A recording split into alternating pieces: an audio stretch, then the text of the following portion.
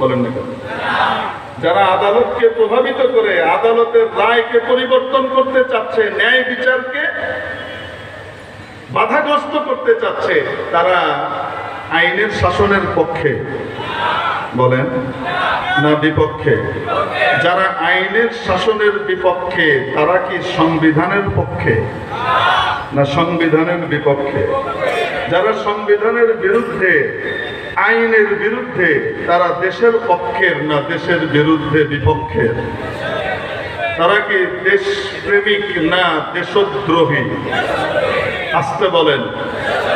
এই দেশদ্রোহীদেরকে যারা সাপোর্ট করে, ইন্ধন দিয়ে সবকিছুর সমর্থন দেয়, সেই সংগঠন ইসকন দেশপ্রেমিক না দেশদ্রোহী?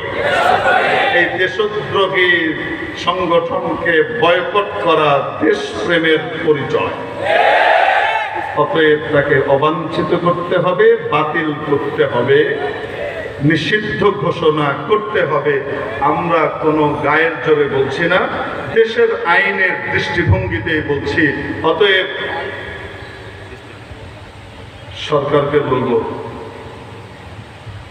একটা নিষিদ্ধ হবার মতো সংগঠন, সন্ত্রাসী সংগঠন, দেশবিরোধী সংগঠন, দেশবিরোধী তৎপরতায় সরাসরি জড়িত, ইন্ধন দেওয়ার প্রমাণ সহ উপস্থিত যাদের কাছে, যেই গোয়েন্দাদের কাছে যে সংগঠনের ব্যাপারে সবকিছু পরিষ্কারভাবে প্রমাণিত, এইরকম একটা সংগঠনকে নিষিদ্ধ ঘোষণা করবার জন্য এই দল, ওই দল, অমুক তমুককে একটু জিজ্ঞেস করে নেই, এই সমস্ত টাল বাহানা জনতা বুঝে। কোন জিজ্ঞাসাবাদ নাই। এই সন্ত্রাসী দেশদ্রোহী সংগঠনকে অবিলম্বে রাষ্ট্রীয়ভাবে নিষিদ্ধ ঘোষণা করতে হবে। যারা করবে না প্রয়োজনে তাদেরকে উৎখাত করে দেওয়া হবে।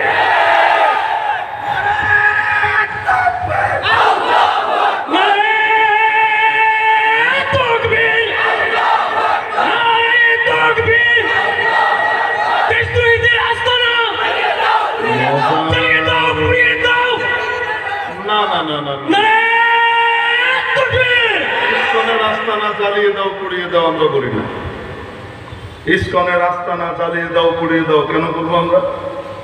ইসকনের আস্তানা অটোমেটিকলি নিষিদ্ধ হবে, বাতিল হবে, আইনগতভাবেই হবে।